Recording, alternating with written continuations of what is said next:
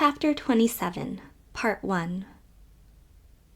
It came, clearly and suddenly, on the air of a June morning.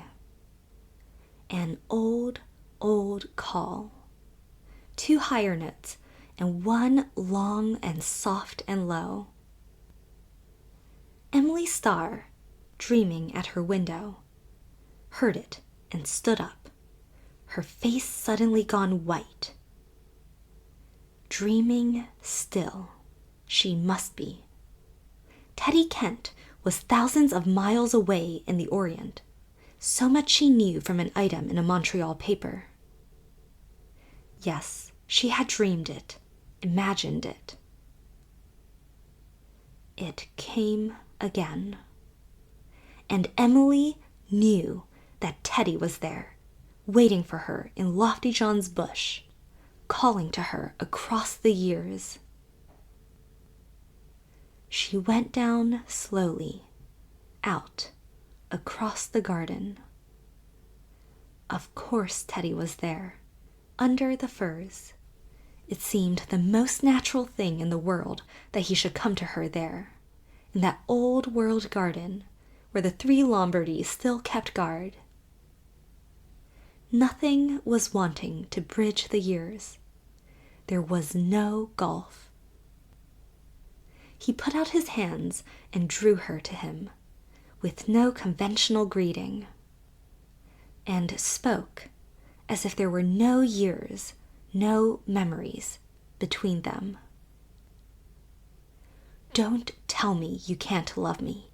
You can. You must. Why, Emily. His eyes had met the moonlit brilliance of hers for a moment. You do. Part 2. It's dreadful what little things lead people to misunderstand each other, said Emily some minutes, or hours, later. I've been trying all my life to tell you I loved you, said Teddy. Do you remember that evening long ago in the Tomorrow Road after we left high school? Just as I was trying to screw up my courage to ask you if you'd wait for me, you said night air was bad for you, and went in. I thought it was a poor excuse for getting rid of me. I knew you didn't care a hoot about night air. That set me back for years. When I heard about you and Aylmer Vincent, Mother wrote you were engaged. It was a nasty shock. For the first time it occurred to me that you really didn't belong to me after all. And that winter when you were ill, I was nearly wild.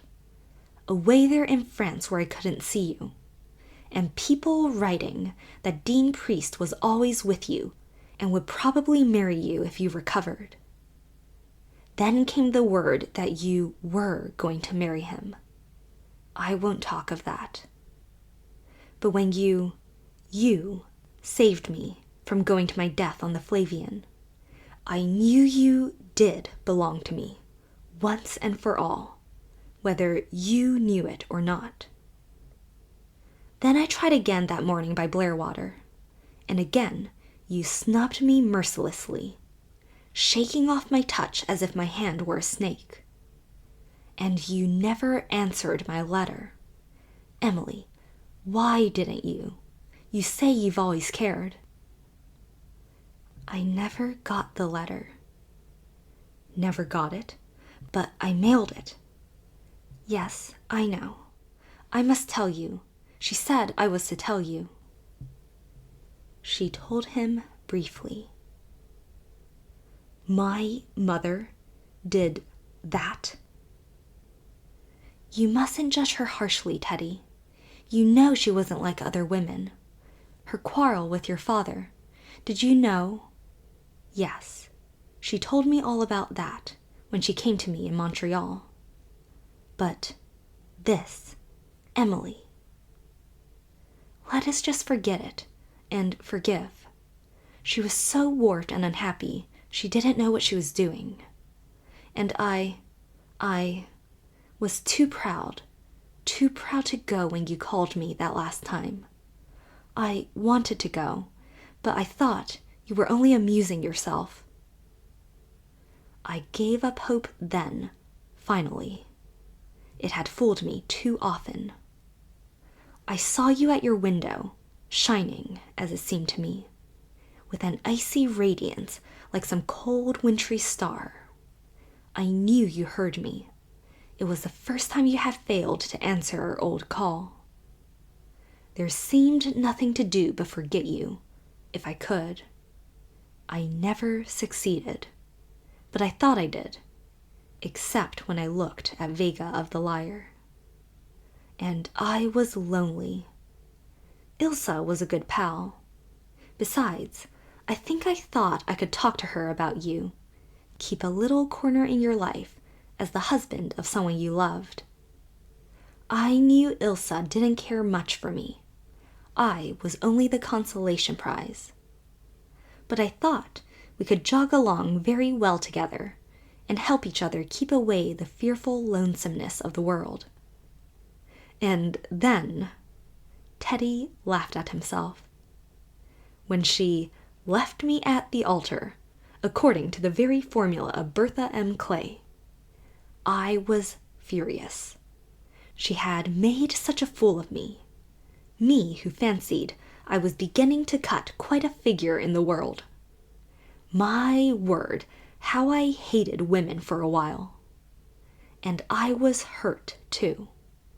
I had got very fond of Ilsa. I really did love her, in a way. In a way. Emily felt no jealousy of that. Part 3. I don't know as I'd take Ilsa's leavings, remarked Aunt Elizabeth.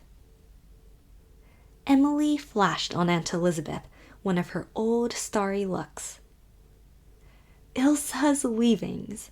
Why, Teddy has always belonged to me, and I to him. Heart, soul, and body, said Emily. Aunt Elizabeth shuddered. One ought to feel these things, perhaps, but it was indecent to say them. Always sly, was Aunt Ruth's comment. She'd better marry him right off before she changes her mind again, said Aunt Addie. I suppose she won't wipe his kisses off, said Uncle Wallace. Yet, on the whole, the clan were pleased, much pleased. After all their anxieties over Emily's love affairs, to see her settled so respectably with a boy well known to them, who had, so far as they knew at least, no bad habits and no disgraceful antecedents, and who was doing pretty well in the business of picture painting. They would not exactly say so, but old Kelly said it for them. Ah, now, that's something like, said old Kelly approvingly. Part 4. Dean wrote, a little while before the quiet bridal at New Moon, a fat letter with an enclosure, a deed to the disappointed house, and all it contained. I want you to take this star as my wedding gift. That house must not be disappointed again. I want it to live at last. You and Teddy can make use of it as a summer home. And someday, I will come to see you in it. I claim my old corner in your house of friendship now and then. How very dear of Dean, and I'm so glad he is not hurt any longer. She was standing where the Tomorrow Road opened out on the Blairwater Valley. Behind her, she heard Teddy's eager footsteps coming to her. Before her, on the dark hill, against the sunset, was the little beloved gray house that was to be disappointed no longer. The end.